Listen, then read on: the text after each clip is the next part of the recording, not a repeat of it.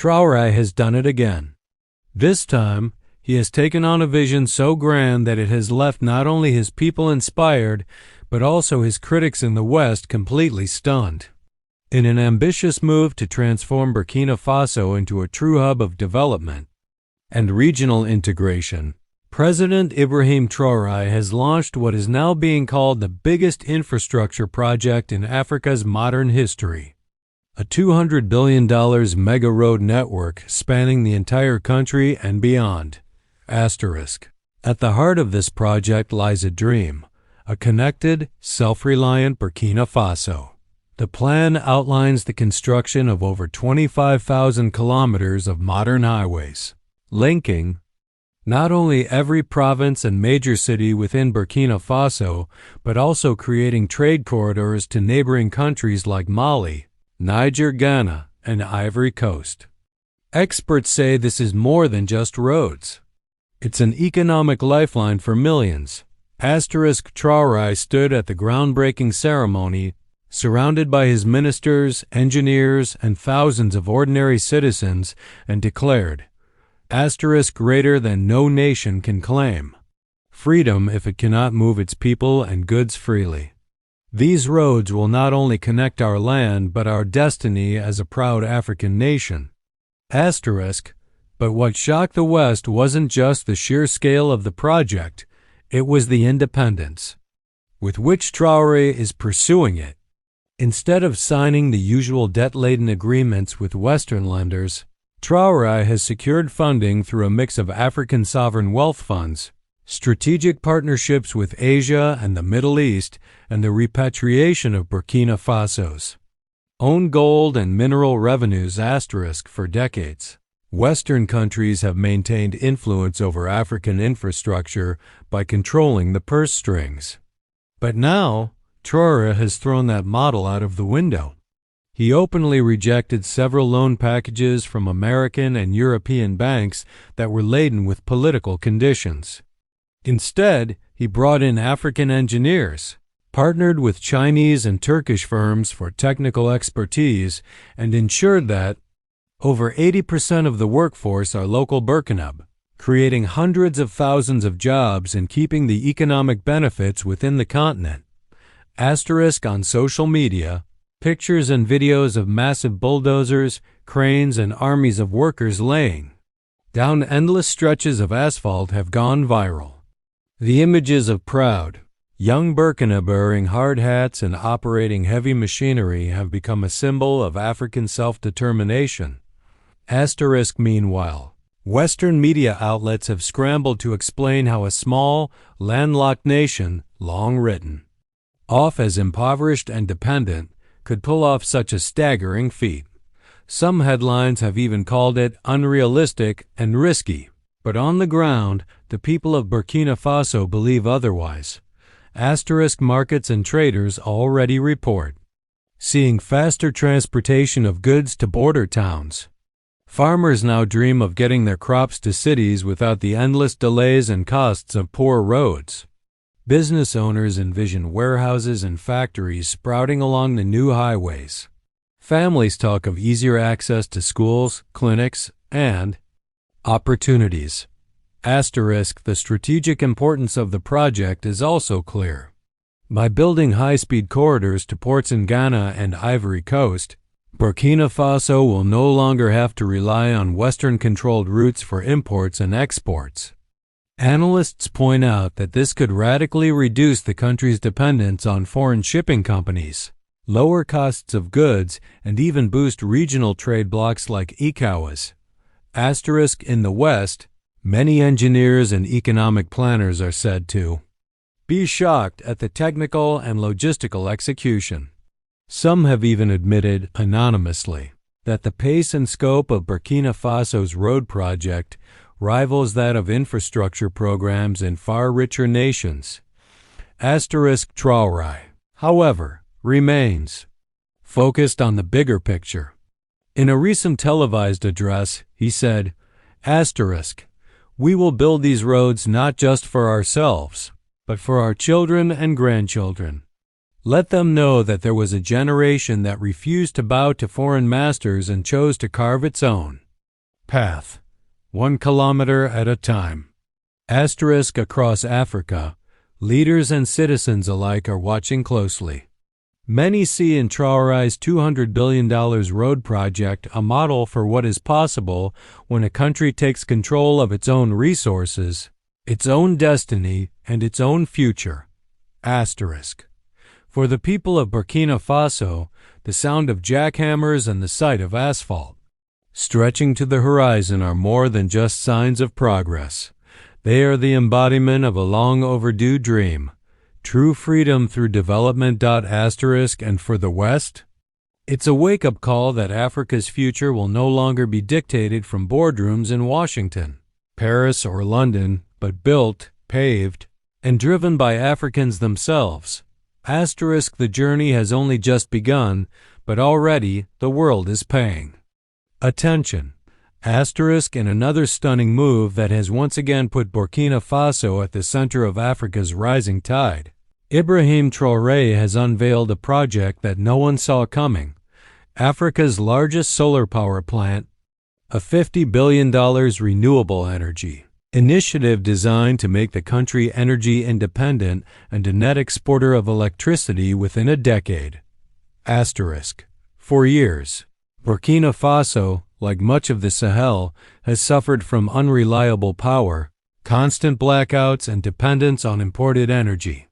But Traore, true to his vision of sovereignty and self-reliance, announced the construction of a sprawling solar energy farm covering over 200 square kilometers, with a projected capacity of more than 12 gigawatts, enough to power not just Burkina Faso, but to supply surplus electricity to Mali, Niger, and even parts of Ghana. Asterisk. Standing under the blazing Sahel sun at the launch site, Traore declared, Asterisk. Greater than the sun has always shone upon us. But now, for the first time, it will serve our freedom. Asterisk. What sets this project apart is that it is 100% funded by African and Middle Eastern investors, with technology provided by a coalition of Chinese and African engineers. Once again, Traore rejected Western financing packages after learning they included hidden clauses giving foreign companies ownership of the infrastructure and profits for decades. Asterisk. Instead, Burkina Faso formed its own state-owned solar energy company, staffed and operated largely by Burkina engineers and technicians, many of whom were trained through an accelerated government scholarship program launched just last year. Asterisk. Within just months of breaking ground, the site has already begun delivering power to nearby towns, ending the era of noisy, expensive diesel generators. Schools, clinics, factories, and homes have begun enjoying reliable, clean electricity, transforming lives and boosting economic activity overnight. Asterisk. And once again, Western media responded with disbelief. Some dismissed the plans as too ambitious for a nation of Burkina Faso's size and resources. Others labeled the project as a geopolitical challenge to European energy companies, who have long dominated African electricity markets. Asterisk. But on the streets of Ouagadougou and across the villages and towns of Burkina Faso, the reaction is very different. People cheer as street lights come on at dusk.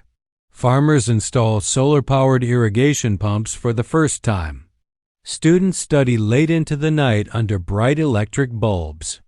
Businesses extend their hours thanks to reliable refrigeration and lighting. Asterisk. Traore's vision is bigger than just domestic power.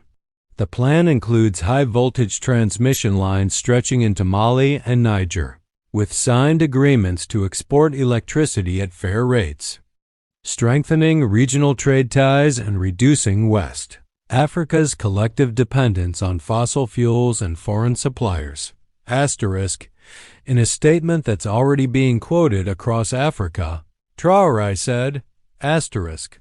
If we can free our land and free our gold, then we can also free our light. Let the sun of Africa power the future of Africa. Asterisk. Engineers from around the world have quietly acknowledged the project's remarkable progress. Industry insiders are calling it a potential model for how renewable energy can transform the continent. Owned, built, and operated by Africans for Africans. For the West. It's yet another shock, proof that their monopoly over Africa's resources and infrastructure is slipping away faster than they imagined. For Burkina Faso and for Africa, it's a source of hope and pride.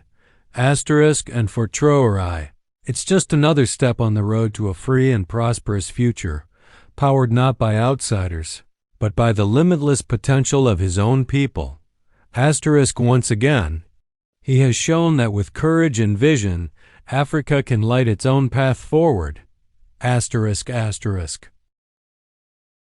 In yet another groundbreaking move, Ibrahim Traore has announced the creation of Africa's largest state-owned gold refinery, aimed at finally breaking the chains of foreign exploitation of Burkina Faso's most valuable natural resource. It's gold. For decades, Burkina Faso has been one of Africa's largest gold producers. Yet most of the wealth has flowed out of the country into the hands of Western mining companies and foreign banks. The people who live on the land have seen little benefit as raw gold was exported for processing abroad, leaving Burkina Faso dependent and shortchanged. But Traore, staying true to his vision of sovereignty, declared during a national address, greater than it is not enough to dig gold from our soil if it does not enrich our people. From this day, Burkina gold will shine for Burkina first. The plan is ambitious to build a modern refinery complex in Ouagadougou capable of processing 500 tons of gold annually, making it not only the largest in Africa, but also one of the most advanced globally. The project, budgeted at nearly $20 billion, is fully funded through gold revenues already collected by the state, eliminating the need for foreign loans or investors who might seek control. Construction has already begun, with massive steel structures rising on the outskirts of the capital and thousands of workers employed on the site. Advanced equipment is being delivered from trusted partners in Asia and South America, while local engineers, metallurgists, and young apprentices have been hired and are receiving specialized training. Traore's government has also passed sweeping laws mandating that at least 80% of all gold mined in Burkina Faso must now be refined locally before export, ensuring that more value stays in the country and more jobs are created. The announcement sent shockwaves through Western markets where gold traders and corporations who have long profited from cheap, unprocessed African gold are now scrambling to renegotiate their contracts and face higher costs. International media outlets describe the move as radical and disruptive, warning of a gold market shakeup. But for the people of Burkina Faso, it's a historic victory. Gold miners in rural areas who once earned barely enough to survive are now being paid fairer prices through state-run purchasing programs. The refinery is expected to create over 10,000 direct jobs and tens of thousands more indirectly, as jewelry makers, bankers, and entrepreneurs set up businesses around the newly established gold industry hub. Already, gold bars stamped with "Made in Burkina Faso" have been unveiled, a powerful symbol of national pride and defiance. Plans are also underway to launch a Burkina gold-backed currency for domestic and regional trade, a bold step toward economic independence. In his speech at the refinery's groundbreaking, Traore declared, greater than for too long others have profited from our sweat while our people remained poor. That era ends now. We will control our gold, refine our gold, and prosper from our gold. Across Africa, other nations rich in minerals are watching closely. Some have already sent delegations to Ouagadougou to study Burkina Faso's model and explore partnerships. Analysts say this could ignite a continent-wide movement to reclaim Africa's resources and process them locally rather than exporting raw materials. Asterisk in the West, there is unease, but in Burkina Faso, there is hope. Families speak of a future where the nation's natural wealth finally translates into hospitals, schools, and infrastructure. Young people see opportunity and dignity in working for their country, not foreign corporations. Ibrahim Traore's gold refinery is more than just a factory. It is a declaration of independence written in shimmering gold. And once again, he has proven that Burkina Faso is no longer just a supplier of cheap labor and raw materials to the world. It is a sovereign nation, determined to shape its own destiny and shine brightly on its own terms. Ibrahim Traore has once again stunned the world. With another visionary step towards self-reliance, this time launching Burkina Faso's first national agricultural industrialization program, a $75 billion initiative aimed at making the country not only food secure, but also a major food exporter in West Africa. For decades, Burkina Faso's economy relied heavily on subsistence farming, with millions of families growing just enough to survive. Frequent droughts, lack of infrastructure, and unfair trade terms kept the country dependent on imported food, even though its land is fertile and its people hardworking. But Traore, determined to turn this around, stood before thousands of farmers and agricultural workers in Kédougou and declared, "We have fed the world with our gold, our cotton, and our labor, yet our children still go hungry. That time is over. We will grow what we eat, process what we grow, and export what we don't consume." The program, already underway, is unprecedented in Burkina Faso's history. Massive tracts of previously unused land are being rehabilitated with modern irrigation systems, solar-powered water pumps, and drought-resistant crops. Advanced machinery and tractors, sourced through partnerships with African and Asian manufacturers, have been distributed to farmers' cooperatives across the country. But Traore didn't stop at increasing production. He focused on processing and value addition. Dozens of state-owned food processing plants are being built to turn raw harvests into finished products. Rice mills, tomato paste factories, vegetable oil refineries, dairy plants, and even modern cold storage facilities for fruits and vegetables.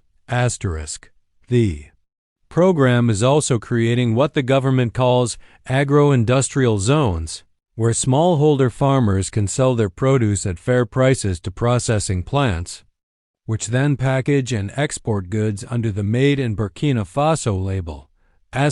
Within months of the launch, grain production rose by 40% in key regions. School lunch programs were expanded using locally grown food. Farmers reported tripled incomes, thanks to access to machinery and guaranteed buyers. For the first time in memory, villages that once relied on food aid began exporting surpluses to nearby markets in Niger and Ghana. International observers from Western nations expressed skepticism, at first with some media calling the program overly ambitious.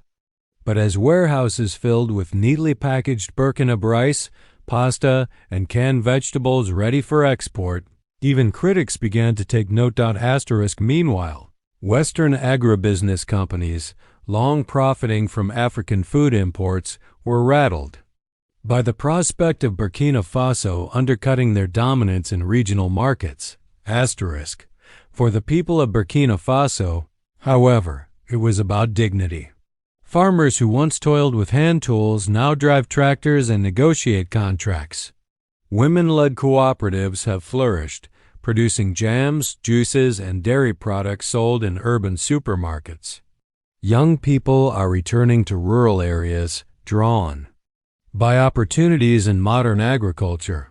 Traore has made it clear that food sovereignty is as important as political sovereignty. In a national broadcast, he said, "Asterisk greater than a nation that cannot feed its people is a nation still in chains. But a nation that grows, processes, and shares its food is a nation truly free." Asterisk, as he toured one of the new tomato processing plants recently, surrounded by cheering workers in Burkina Faso, he reminded them, asterisk greater than every bag of rice we export, every can of tomatoes we produce is another step away from dependency. Burkina Faso will never again beg for what it can grow. Asterisk, once again, Traore has turned a long-standing weakness into a source of strength, proving that with vision, investment, and trust in his people, even the most daunting challenges can become opportunities. Asterisk, across Africa, leaders are already looking to Burkina Faso's agricultural revolution as a blueprint for reclaiming food sovereignty. And in the fields and factories of his nation, Traore's dream is taking root, and it's feeding not just stomachs, but the pride of a rising Burkina Faso. Asterisk. And now, Ibrahim Traore has taken yet another bold step, one that's not just reshaping Burkina Faso, but sending shockwaves through the global education and technology sectors. Traore has launched Africa's largest national free education and tech training initiative, a $30 billion program aimed at creating a generation of skilled, innovative Burkinabe capable of driving the nation's future. Asterisk, for decades, Burkina Faso's youth suffered from underfunded schools, overcrowded classrooms, and the lack of access to higher education or technical training. Thousands left the country in search of opportunities abroad, and millions more were left behind, unemployed and undereducated. Asterisk, but Traore has made education the cornerstone of his vision for true independence. Standing at the inauguration of the new Ouagadougou Institute of Technology, one of 5 such campuses being built simultaneously, he declared, asterisk greater than our greatest resource is not gold or land, but the minds of our children. If we fail to invest in them, we have no future. But if we train them, nothing can stop us. Asterisk. The initiative, called Bright Future for All, has several ambitious components. Asterisk. First, Traore announced the abolition of school fees nationwide, guaranteeing every Burkinabe child a place in school from primary through secondary education, fully funded by the state. Enrollment has already jumped by nearly 30% in just 1 year. Asterisk. Second, over 100 new schools and universities are under construction, many focused on science, engineering, healthcare, and agriculture. New teacher training programs have been launched to improve quality of instruction, with thousands of young teachers already recruited and deployed. Asterisk. Third, the centerpiece of the program, technology and innovation hubs.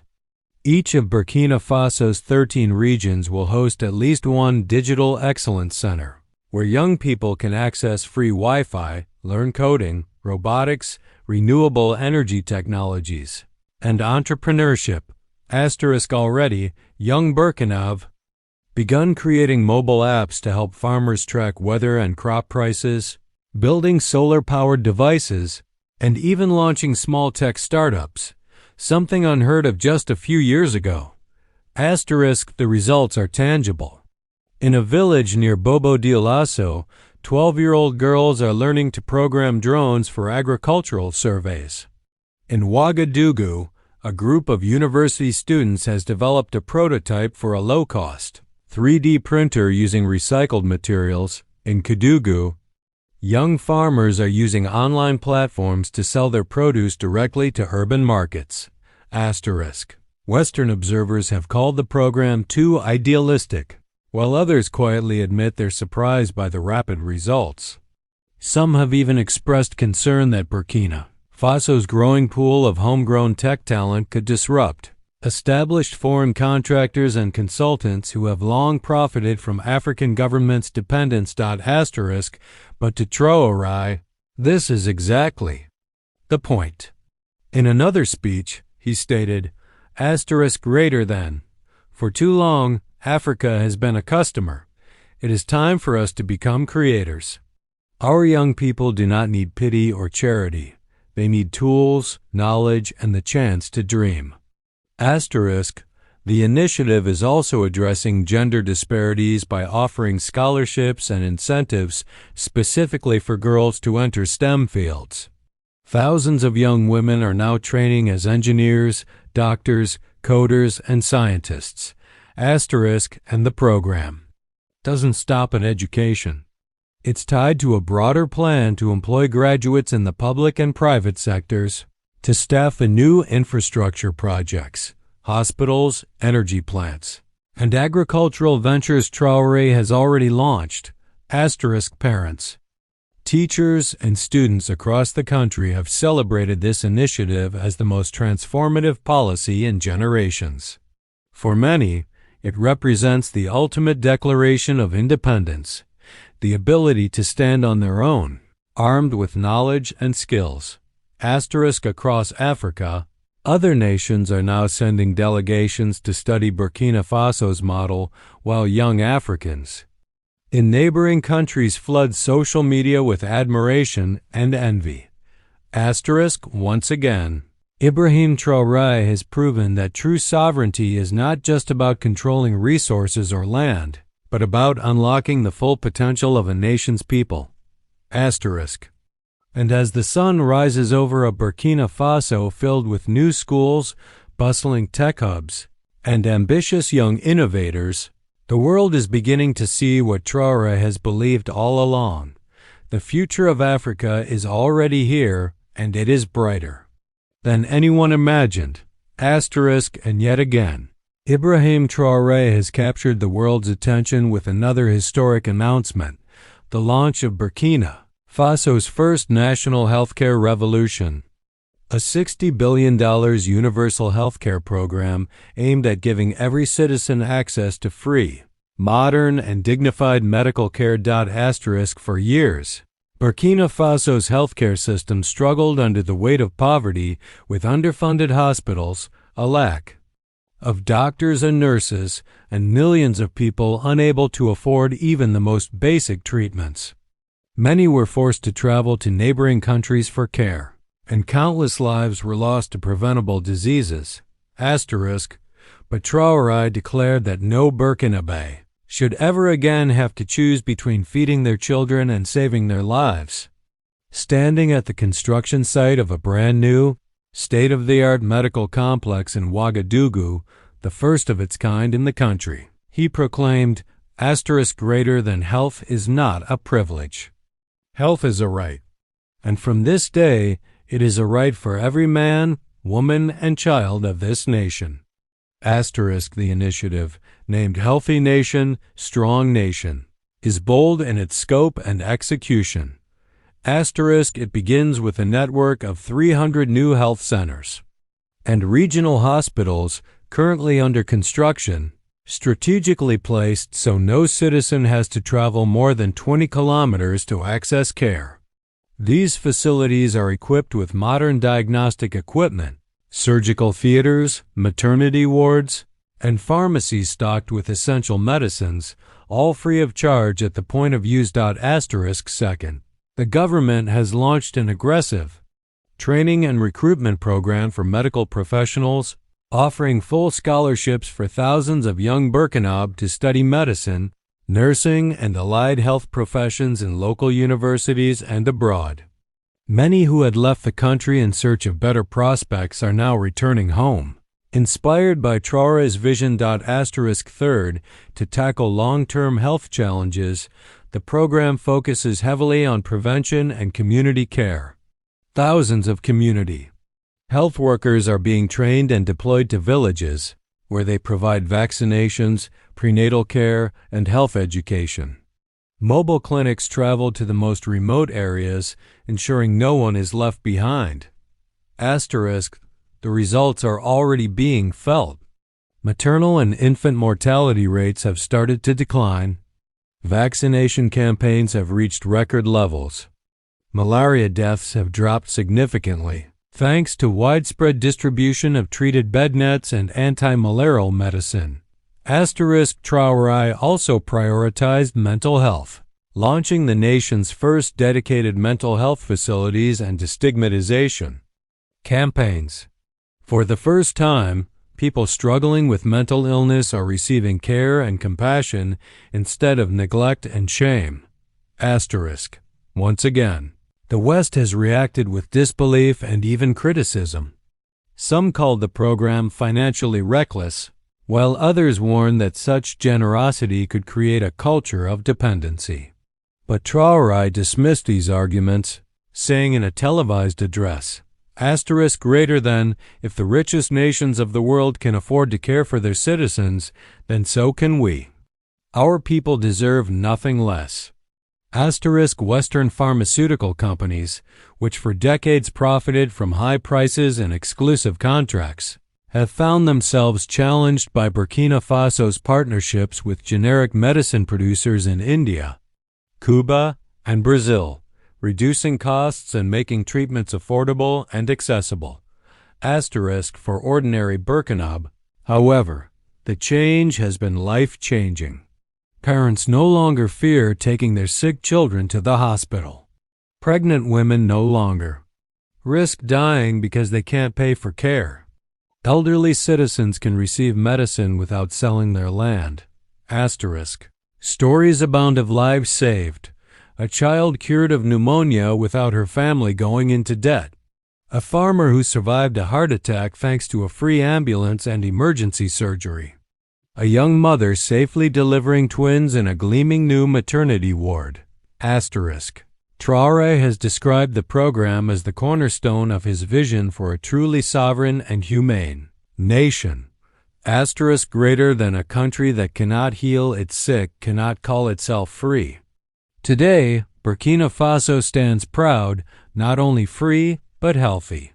Across Africa, leaders are taking note of Traore's healthcare revolution, and citizens in other nations are demanding similar reforms.